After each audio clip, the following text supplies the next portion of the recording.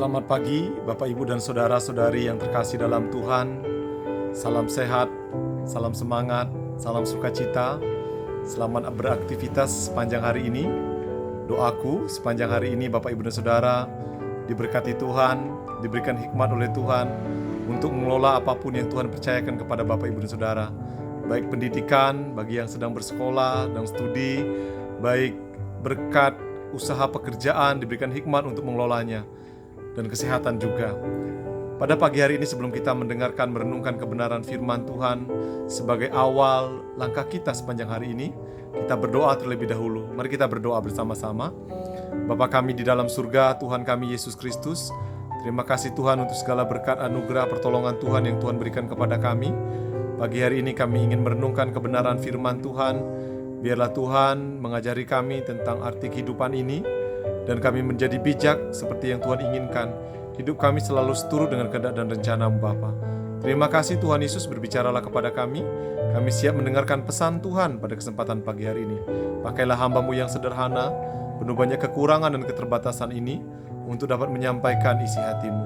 Dalam nama Tuhan Yesus, hati kami, pikiran kami siap ditaburi oleh kebenaran firman-Mu. Haleluya Bapa. Amin. Bapak, Ibu, dan Saudara yang terkasih dalam Tuhan, pagi hari ini kita akan membaca firman Tuhan. Silakan Bapak, Ibu, dan Saudara membaca dari Injil Yohanes kembali, Injil Yohanes pasal yang ke-8, ayat yang ke-1 sampai yang ke-11. Tepatnya Injil Yohanes pasal yang ke-7, ayat 53 sampai 8 ayat 11. Satu perikop yang bertemakan tentang perempuan yang berzina. Nah, Bapak, Ibu, dan Saudara yang terkasih dalam Tuhan, Injil Yohanes ditulis oleh seorang Yohanes yang punya pengalaman, dan banyak pakar memperkirakan Yohanes menulis Injilnya ini pada saat dia sudah usia sepuh, artinya saat-saat penghujung akhir hidupnya. Dia menuliskan semua peristiwa yang dia ketahui tentang pengalamannya bersama dengan Tuhan Yesus. Nah, salah satu yang dia ceritakan kepada kita, yang kemudian ditulis, diterjemahkan oleh LAI dengan satu perikop tentang perempuan yang berzina.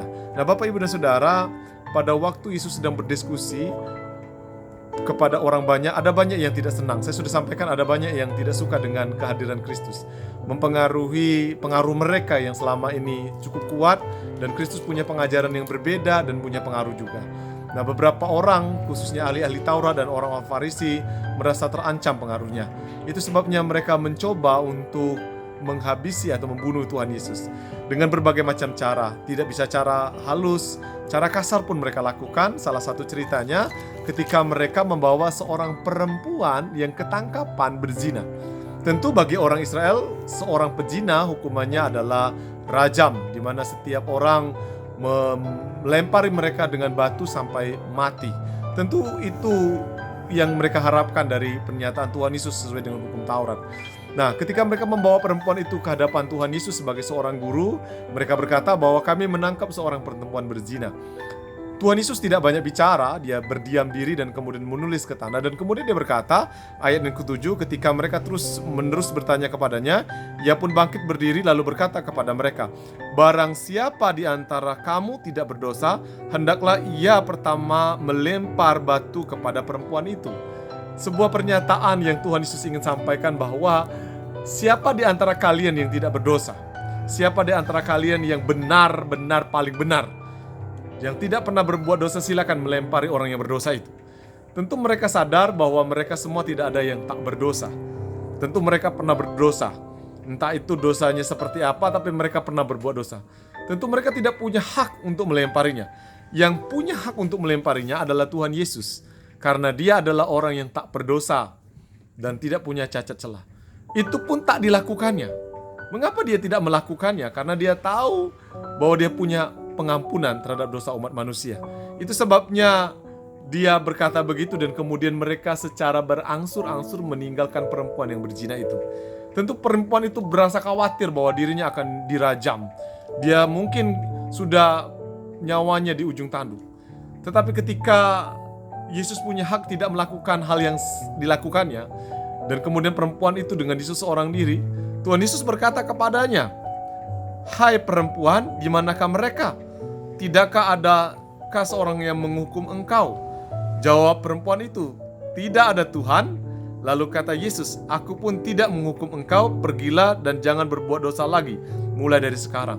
Tidak banyak kata yang dikatakan oleh Tuhan Yesus, cuma dia berkata, "Pergilah, jangan berbuat dosa lagi." Seringkali kita banyak menemukan orang-orang berdosa, dan kita seringkali menjadi hakim atas orang-orang berdosa itu.